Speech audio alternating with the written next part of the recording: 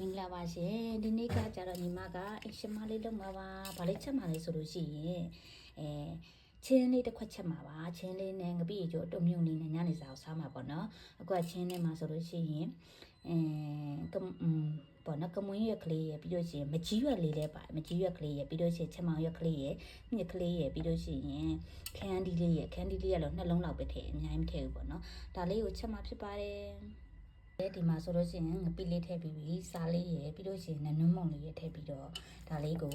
စီလေးရနည်းနည်းထည့်ထားတယ်ပေါ့နော်ဒါလေးကိုအရင်ဆုံးလေးပြချလေးနေပေးလိုက်ပါမယ်နေပေးလိုက်ပါမယ်နေပြီးလို့ရှိရင်ဒါလေးကိုပေါ့နော်နည်းနည်းလေးပေါ့နော်ညီမတို့ရွာမှာအညာမှာချက်တယ်လို့မျိုးပေါ့နော်လက်ဆေးလေးပေါ့ပြောရရင်တော့ဒီဥစ္စာလေးကိုတိချလေးနေပြီးလို့ရှိရင်ရေလေးနည်းနည်းအဲ့ဒီကလုံးရေလေးနဲ့အရင်ဆုံးချက်လိုက်ပေါ့နော်ပထမဆုံးရေလေးအများကြီးမဟုတ်ဘဲနဲ့လုံးရည်လေးနဲ့အရင်ဆုံးနာလေးလုံးပြီးတော့ချက်လိုက်ပြီးလို့ရှိရင်ပြီးတော့မှကိုကအတော်တက်နေရေလေးဆွတ်လိုက်မယ်ဆိုလို့ရှိရင်တကယ်ကိုရတာကောင်းတဲ့ဟင်းလေးတစ်ခွက်ရမှာပါရှင်ဒီနေ့ကတော့ညီမကပေါ့နော်ချင်းဟင်းလေးကိုချက်မှာပါဒီနေ့ခက်ပြီးလို့ရှိရင်ငပိအကျိုးပေါ့နော်ငပိရေလောက်မယ်ပြီးလို့ရှိရင်အတိုမြုပ်အစုံပေါ့နော်တိုမြုပ်အစုံလေးနဲ့ကဲနေပြီးတော့ပြီနေပြီးတော့တာကိုဒါလေးကိုပေါ့နော်အများမှာပြောလို့ဆိုလို့ရှိရင်တော့လက်စေးလေးပေါ့နော်လက်စေးလေးနည်းနည်းလေးထည့်လိုက်မယ်လက်စေးလေးဒီလက်စေးလေးနဲ့လုံးရည်လေးပေါ့နော်ဒီလုံးရည်လေးနဲ့ထည့်လိုက်ဒါလေးထည့်ပြီးလို့ရှိရင်ဒီလုံးရည်လေးကိုဟိုလောက်ပြီးသွားလို့ရှိရင်တော့ဒီလုံးရည်လေးခန်းသွားရဆိုလို့ရှိရင်တော့ပြီးတော့မှကိုကအတင်းလေးအဟင်းကြီးကိုထားချင်တဲ့ဟင်းလေးထည့်လိုက်ကြရပါပြီ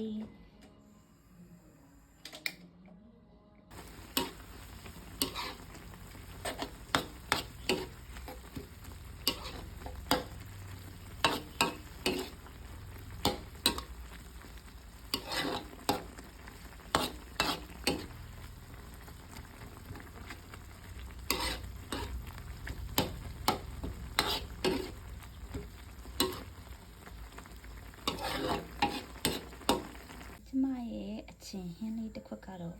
ပြီးတော့ပါပြီရပါပြီပေါ့နော်ညနေကျတော့ဒါညစာပေါ့နော်ညစာမှာအများကြီးမချက်ဘူးကွာညစာတညစာပဲမနေ့ဆိုလို့ရှိရင်လည်းလက်စစ်လေးစားရအောင်နော်အချင်းလေးတစ်ခွက်ပေါ့နော်ဒီမှာရပါပြီမြုပ်ကတော့ပေါ့နော်ဒီမှာပေါ့နော်အစုံမဲပေါ့နော်ဒါတော့မှဟိုထဲမှာကျန်တာလေးရတယ်ဒီမှာဆက်လက်ရွက်ကလေးတွေပြီးလို့ရှိရင်ဒါကပဲဆောင်ရည်လေးတွေပြီးလို့ရှိရင်ဒါ